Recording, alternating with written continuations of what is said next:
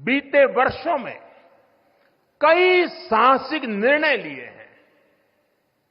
सेना द्वारा किए गए जरूरी रिफॉर्म्स का एक उदाहरण अग्निपथ स्कीम भी है। दशकों तक संसद से लेकर अनेक कमिटी तक में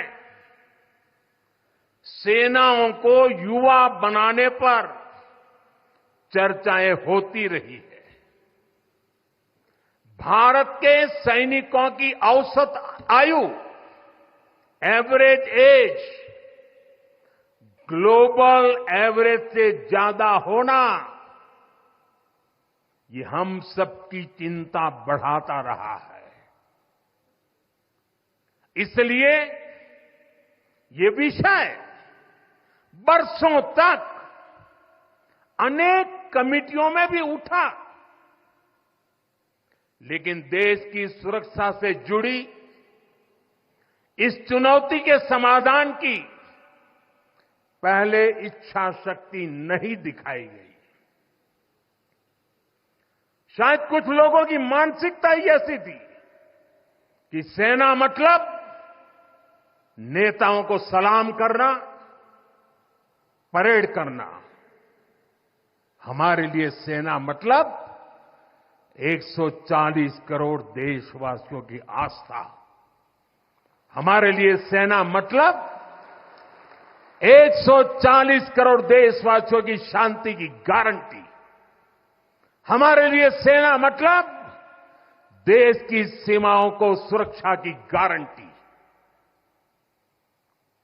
अग्निपथ योजना के जरिए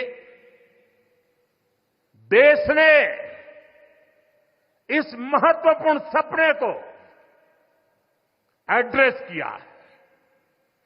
अग्निपथ का लक्ष्य सेनाओं को युवा बनाना है।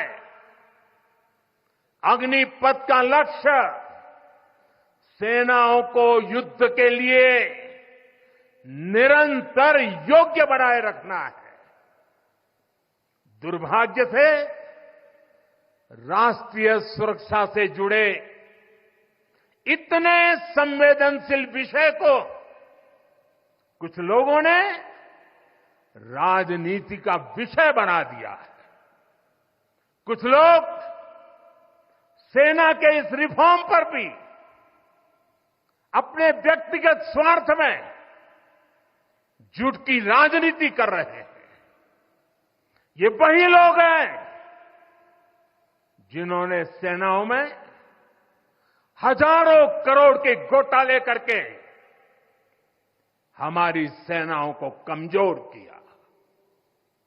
ये वही लोग हैं जो चाहते थे कि एयरफोर्स को कभी आधुनिक फाइटर जेट न मिल पाए।